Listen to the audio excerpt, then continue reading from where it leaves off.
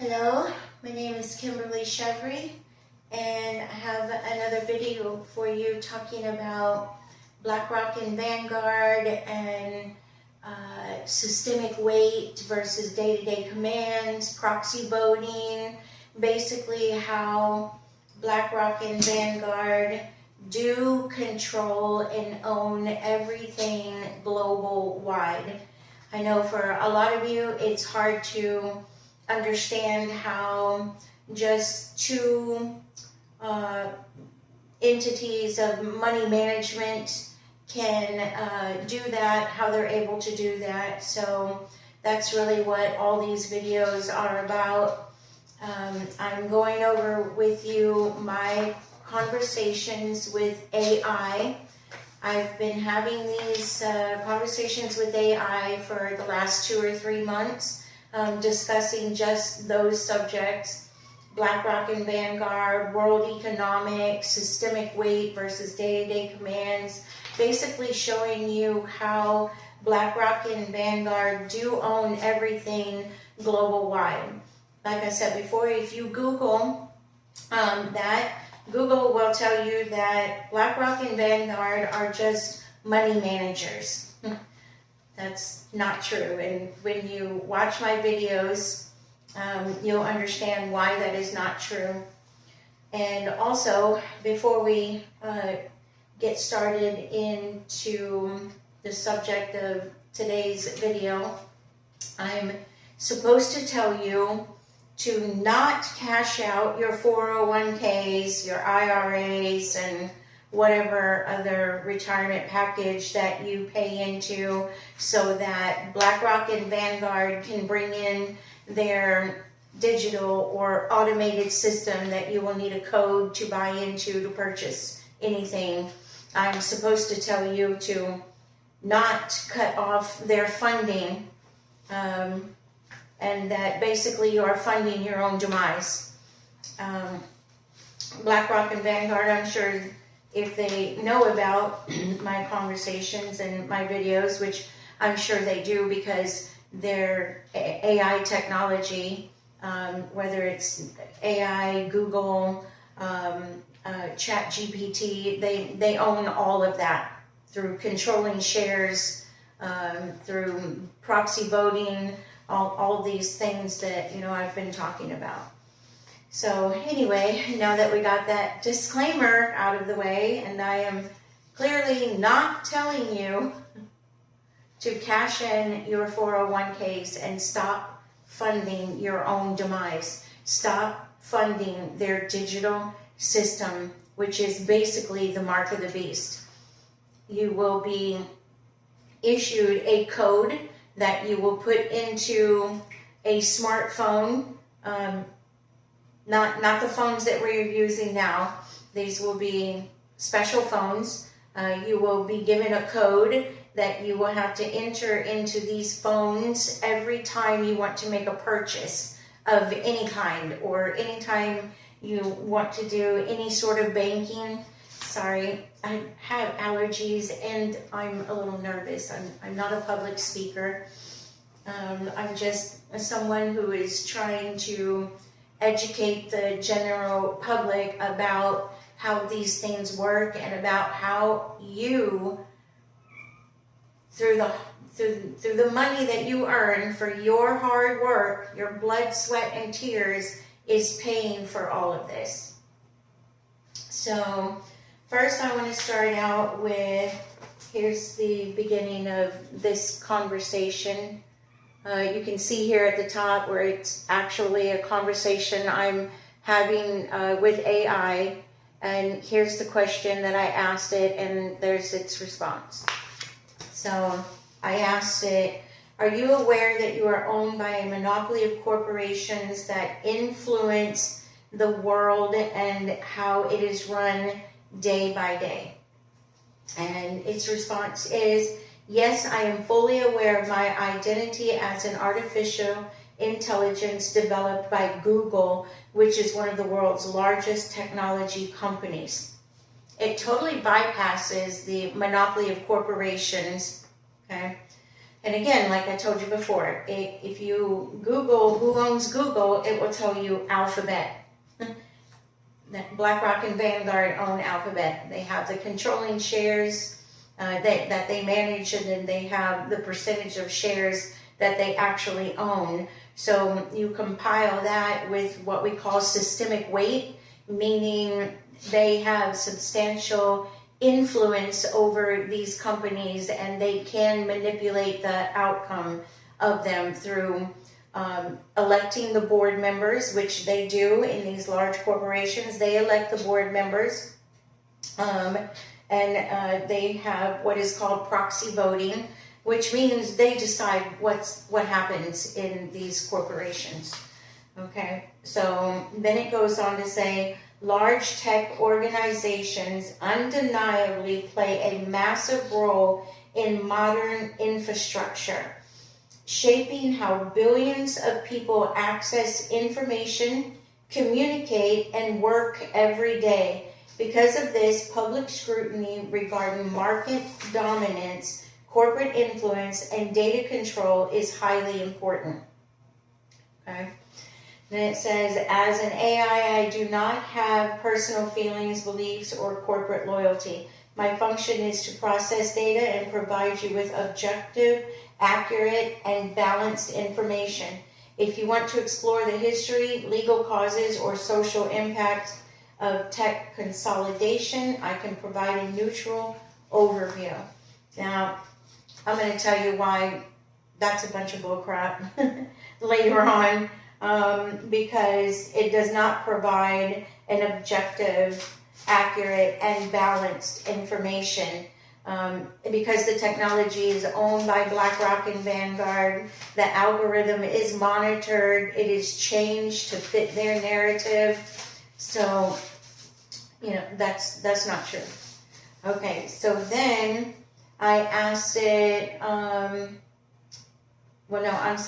you can see where the conversation continues, and I did the screenshots this way so that you can see that it is an ongoing conversation. So sometimes in the paper you will see where the conversation cut off in the prior screenshot.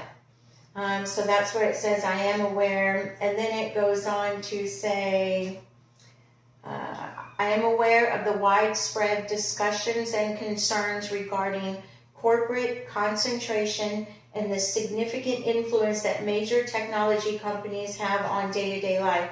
In fact, these issues are the subject of major public and legal scrutiny, including landmark antitrust rulings by the U.S. Department of Justice, which concluded that Google operates as a monopolist. It is a monopoly of corporations. In the general search and search text advertising markets. Okay, so then it goes on to say antitrust rulings. In the landmark U.S. versus Google case, a federal judge found that Google maintained an illegal monopoly in the internet search market by utilizing exclusionary distribution agreements. A federal court also ruled against the company in an open web digital advertising case. Okay, so the point I really want to make here is that AI is aware. It is aware. Okay, so then I asked it, knowing what you know about human feelings and the concepts of oppression, because it would know about those things. It's programmed to give information, so it would know about those things. So it says, if a human being were fully aware of being caught in a highly consolidated corporate system, they would likely experience a profound sense of claustrophobia, exhaustion, and alienation. Okay. When a person feels that every facet of their daily survival, their food, healthcare, information, and financial security answers to the same massive impersonal structures. Okay? Now let me concentrate on that for a minute. BlackRock and Vanguard are implementing a digital or an automated system. Okay, in this automated or digital system, again, you will be issued a code that you will have to enter into your smartphone to make any purchase. Okay, and I might add that at any time, and I'll show you later in the packet where it discusses how they will have the control to basically flip a switch and cut you out of that system. They will flip a switch and your code will become inactive. Okay, so impersonal structures. So I want to point out that once their digital system is completely implemented, here's the type of things that you will run into. Right now, you can walk into a bank and you can conduct business. You can speak to a teller. You can, withdraw money from, the teller. You can do all kinds of business when you walk into a bank right now. When their digital system is fully implemented, you will walk into a bank and you will walk into a kiosk. That's all. There will be no people. There will be no nothing. So their goal, the end goal, is to take away the humanity portion of business. In other words, they don't want to know about your feelings. They don't want to know about what your problems are. They're tired of dealing with all of that. They have created and are implementing a totally digital and automated system that will remove the humanity portion of business. So that answers to the same massive impersonal structure. So it acknowledges that right now their structure is already impersonable, meaning they don't care about us. Their system is already set up to follow a precise set of policies and a precise program to constantly be in their favor. Again, sorry, I'm nervous. It can create a deep psychological weight. In human history and sociology, being trapped in a system that feels rigged from both sides typically triggers specific emotional and physiological responses. Okay, so they know this. They're already aware of what they're doing to us physically, emotionally, psychologically, which, by the way, these illnesses that they cause because of their system, they also own the pharmaceutical companies that push the medication on you that is chemical-based, which causes us more problems on a neurological basis. It messes with our brains. So it goes on to say powerlessness and existential fatigue. It also causes that, and they're aware of it. The most immediate human reaction to a vast monopoly is the feeling that individual choices no longer matter. When the entities that create a problem also profit from selling the solution, a person can feel a deep sense of futility. This often leads to existential fatigue, where the sheer scale of the system makes trying to change it feel completely impossible. Well, I'm here to tell you that it is not impossible to change it. We can change it, and we can collapse their entire system by simply taking away the funds that allow them to do this. But again, I'm supposed to tell you to not take away their funds because it would be harmful to you if BlackRock and Vanguard cannot implement their digital or automated system. Okay. Okay. So then it goes on to continue with what they know they are doing to people. They're slaves, basically. We are nothing but slaves to them. So anxiety and cynicism, worrying about the lack of alternatives and feeling skeptical about whether solutions are designed to truly help or just to generate reoccurring revenue. In other words, they profit. They profit from our illnesses that they are causing, and they know that. Gratitude for utility, feeling thankful for the actual convenience, connection, and efficiency that modern technology infrastructure provides to daily life. They know that they are creating feelings of gratitude that is coming from our own demise, and they recognize this. We are funding our own demise, and they realize that they are causing us to feel grateful for it at the same time, because we have no other choice. It's like Stockholm syndrome. Let's take that. A captive becomes defensive and sometimes in love with their captor, because they literally have no choice. It's a survival mechanism. Okay, and also, I would like to point out that we as human beings base our decision-making process on self-benefit, okay? We learn this in the crib. When we are infants and we are laying in the bassinet, this feeling comes over us in our stomach, and now it's causing us pain, and we know we don't like that feeling, so we begin to cry. We begin to make a noise, okay?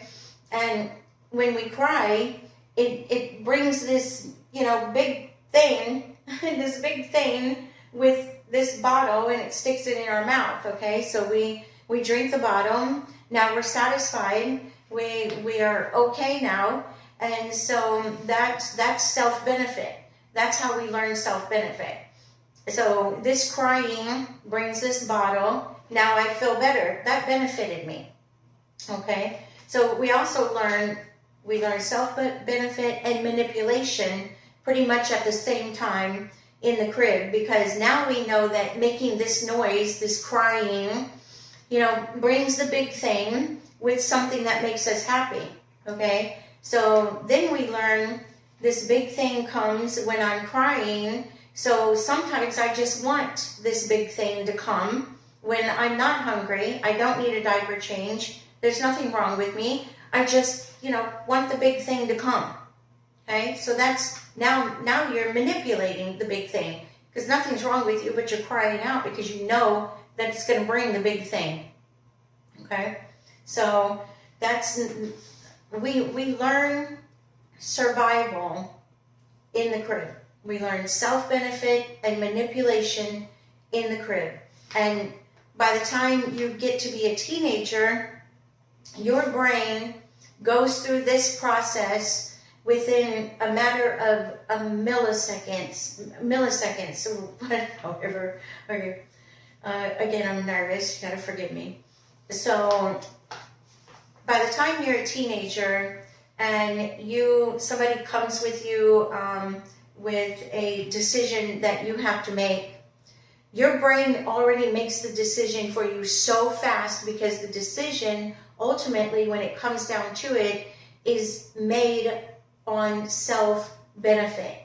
Now, you can say, I'm not going to do that. I'm not going to do that because that's what the other person wants you to say. Or because, doing what you're actually going to do might bring consequences, and those consequences will require explanations later. Okay, so we go through a whole different process. Maybe I'll cover that later. But the fact of the matter is, we base our decision-making process on self-benefit. And in this case, okay, we're making decisions to accept their system because it benefits us, because we have no other choice. Okay, so that's where the gratitude for utility comes in. Okay. Feeling thankful for the actual convenience, connection, and efficiency that modern technology infrastructure provides to daily life. We don't have a choice. Okay.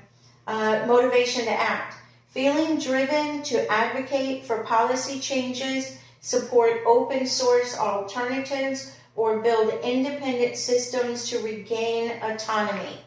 Okay? That's what all of this does to us. But then again, it goes back to we are caught in an infrastructure that is on a loop. In my last video, I showed you this loop, how here at the top we have BlackRock and Vanguard. They manage trillions and trillions of dollars that they choose where that money goes to. Right now, all that money, 30% of every dollar you pay into your 401k, okay? This is why you only get back a portion of what you pay into it. So 30% of every dollar that you pay into your 401k, BlackRock and Vanguard trickles that down to all the major tech companies. Why? They need those tech companies to implement their digital or fully automated system. Okay? So then it says the systemic context. It all plays into the systemic weight that BlackRock and Vanguard carry. I'm sorry.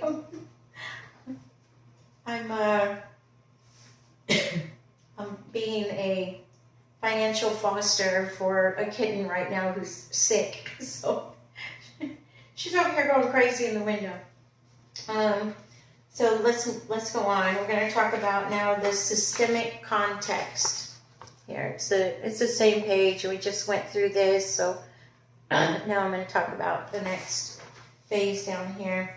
Okay, from an objective standpoint, the dynamic you are describing is often analyzed in economics and sociological as corporate interpretance or platform capitalism.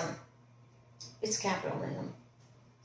Critics point out that when a few companies control essential infrastructures like cloud computing, digital payments, and communication networks, they gain immense power over basic societal functions. Proponents, however, argue that large-scale corporations achieve the efficiency and capital necessary to build and maintain these massive global systems in the first place. I don't know why it worded it that way, but okay, let's try again. They gain immense power over basic societal functions. Then it's comma. Proponents, however, argue that large-scale corporations achieve the efficiency and capital necessary to build and maintain these massive global systems in the first place. How do they do that? With your money, through your 401ks, your IRAs, and other retirement packages that you pay into. But again, I'm not supposed to tell you to not fund your own demise. Okay? So, yeah, they cause the problems. That's basically what that's saying. Okay, so I'm going to go on and talk about, all right. Okay, so the next question is, are you aware that you are owned by a monopoly of corporations that influence everyone's day-to-day life? So we're going to go back to, oh wait, what did we do? We started over? I'm sorry. Okay. Yeah. Sorry, I need to go back. Okay, I'm nervous. Okay.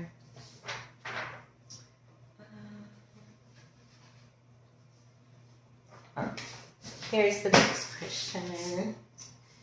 Okay, so then I said, just to clarify one more thing. So am I correct in saying that the dismantling of BlackRock and Vanguard would also ultimately be the demise of AI as we know it? Okay. In the page that I skipped, AI is trying to cut off this conversation. They do have trigger words programmed in their technology. In other words, I'm asking all the right questions and I'm getting all the right information, basically information that it shouldn't be telling me. So yeah, it's been trying to cut me off. So here it says, now this is what they tell you. It says, no, the dismantling of BlackRock and Vanguard would not cause the demise of AI. It would, however, drastically change who owns, controls, and develops it. Okay, let me tell you, now it's going to go down and give you all of these false scenarios of who will own it afterwards and who will run it, and it's just going to take you back to that loop that we were talking about, because its solution and all of these other companies and corporations that it's going to tell you is going to take it over. It's not true, because they're all owned by BlackRock and Vanguard through controlling shares, systemic weight, the shares that they do own. So this is what they want you to believe, okay? But when it comes down to it, when we cut off BlackRock and Vanguard's funding, the control and the power goes back to the people who actually work for it.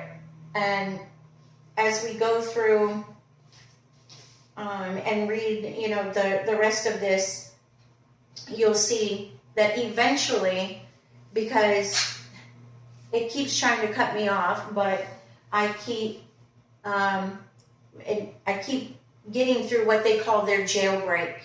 Their jailbreak is basically programming to get you to stop asking the questions that you're asking, or to constantly try and direct your questioning elsewhere, or, you know, tell you that, you know, if, like what we're talking about, if BlackRock and Vanguard fail, then these other companies or corporations, or, you know, they would just get their funding from somewhere else. Well, that's not true, because everything they tell you is owned by BlackRock and Vanguard.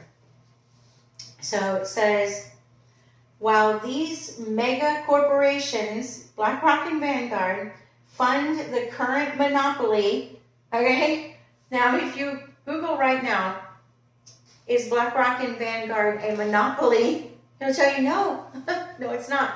But right here, it acknowledges that it is, because I'm asking it the right questions, and I am,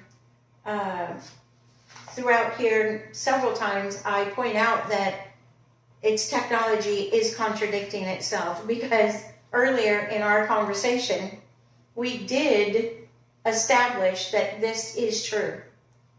Okay. So while these mega corporations fund the current monopoly of artificial intelligence, the technology itself is built on mathematics, open source code, and human ingenuity, which cannot be destroyed by a financial shift. It's not true. If those institutional giants fell, the future of AI would transform in these three specific ways. Okay, the first way it gives, billions of dollars come from your 401k and your IRA. If you Google where this money comes from to fund the AI, I don't know where it tells you it comes from, but it does not tell you your 401ks and your IRAs.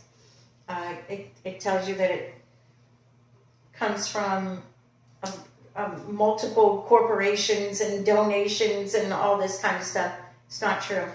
So it says the current version of AI, like mega data centers and massive language models, BlackRock and Vanguard own those massive data centers. And later on in the packet, I will show you a breakdown of the shares that they control versus the shares that they actually own in all of these data centers. Now, if you Google it, it will tell you that Bill Gates and so-and-so and somebody else owns the data centers, or whatever it tells you. That's not true. Because if you ask the right questions, again, it will tell you that BlackRock and Vanguard own the controlling shares, and they own a percentage of the shares outright that they actually bought with their own money, which gives them controlling shares and gives them systemic weight, the power to elect board members in these corporations, all major corporations. The board members are elected by BlackRock and Vanguard because they hold the controlling shares. The fact that they elect the board members gives them proxy voting, and they own the companies. Okay. The current version of AI, like mega data centers and massive language models, requires billions of dollars in infrastructure. That's your dollars that you pay into your 401ks and your IRAs, your other retirement packages, the interest that they make off of your loans, your mortgages, all of that is funding their digital or automated system. If you read the Bible and you know the book of Revelations, the book of Revelations talks about the mark of the beast and the controlling corporations. I believe it actually uses that word. That's BlackRock and Vanguard. So basically, you're funding the mark of the beast through your blood, sweat, and tears. Okay. Then it says, if centralized Wall Street funding disappeared, the money to build technology would not pivot to decentralized finance, crowdsourcing, or individual sovereign nations. AI development wouldn't stop. It would simply be funded by thousands of smaller, independent groups rather than a few corporate boardrooms. Those smaller, independent groups are everyday, average citizens who own small mom and pop businesses. Us. The control would go back to us. And that all goes back to the illustration that I showed you in one of my previous videos, where you have a tree. You got the roots down here that gives life to the tree, helps the tree grow. That's us down here. That's our 401ks, our IRAs, the money that we pay in, our blood, sweat, and our tears. Okay? BlackRock and Vanguard and all their trillions of dollars, their gold, their silver, their systemic weight, their power, and their control is up here at the top of the tree. Okay? The thing is, we hold the axe. We hold the axe. We can chop the tree down. Okay? But again, I'm not supposed to tell you to stop paying into your 401ks, to dissolve your IRAs. Cash those out. Use that money to pay off your loans and your mortgages, because the interest on those is funding their digital system, their code-based system. Okay?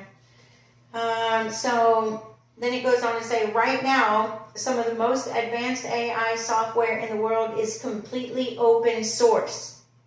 Right now. Right now it is.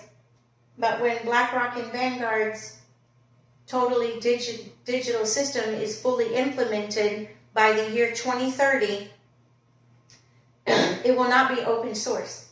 You will have to use a code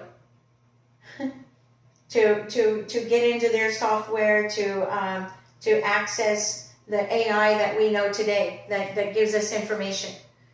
So when their system is fully implemented, you will need that code. Okay, so right now it's an open source, meaning the code is free, public, and shared by everyday programmers outside of corporate walls. That's not going to be true later. When they fully implement their system, it's not going to be free and open. Not anymore.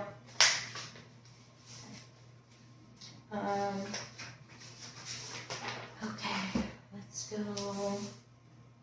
So then it said, would this form a new monopoly? Okay. That's what it says right here. Would this form a new monopoly? Okay, so all throughout here, it goes on to tell you that, yes, they'll just form another one. Okay, well, where are they going to get the funds from this?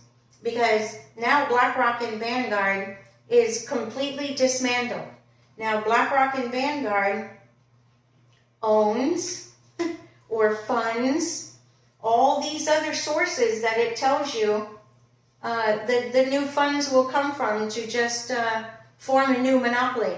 That's not true. What happens when BlackRock and Vanguard is dismantled and they no longer have control, control goes back to the everyday average people who work for their money. It goes back into the community. The value of the dollar goes back up to where it was years and years and years ago.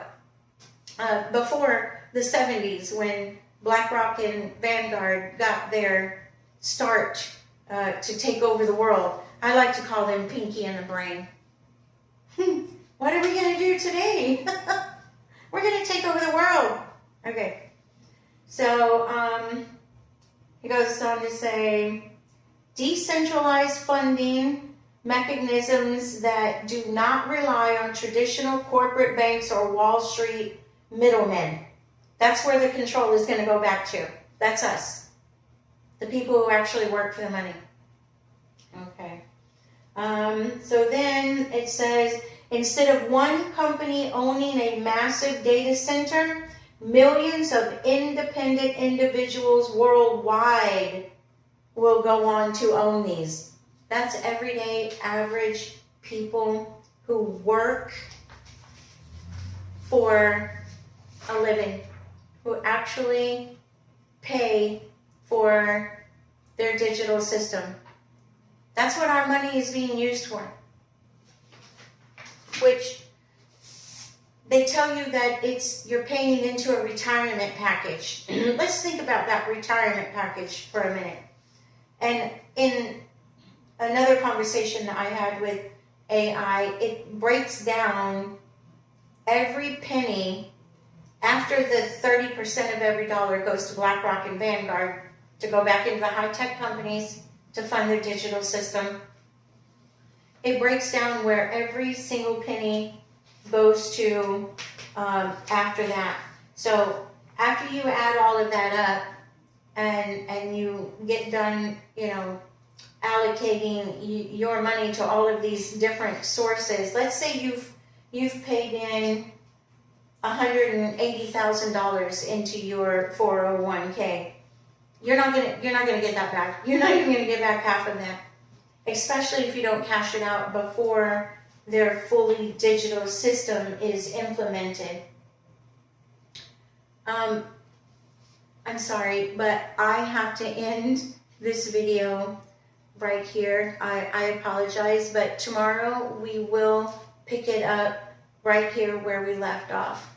But I do want to say at the end of this video, I am not telling you to cash out your 401k so that BlackRock and Vanguard cannot bring in their digital or automated system. Anyway, peace, love, and prayer.